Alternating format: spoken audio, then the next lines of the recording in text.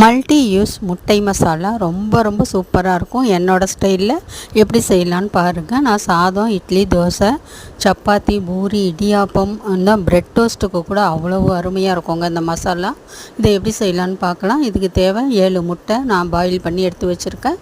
இதுக்கு வெங்காயம் தான் மெயினாக தேவை மசாலாவுக்கு. 2 பெரிய வெங்காயம் நறுக்கி வச்சுருக்கேன். 1 டேபிள் ஸ்பூன் சோம்பு, 8 பல் பூண்டு. இதை நல்லா வதக்க தேவையில்லை, அப்படியே மிக்ஸி ஜாரில் சேர்த்து நைஸாக அரைச்சி எடுத்து வச்சுக்கலாம். ஒரு பேனில் குழிக்கரண்டி அளவு எண்ணெய் ஊற்றிட்டு அரைச்ச மசாலாவை அதில் போட்டு நல்லா கலந்துக்குங்க. லேசாக வதக்கிக்கிட்டு ஒரு சிட்டிய மஞ்சள் தூள், காரத்துக்கு தகுந்த மிளகாய் தூள், உப்பு போட்டு நல்லா பெரட்டி விட்டுருங்க.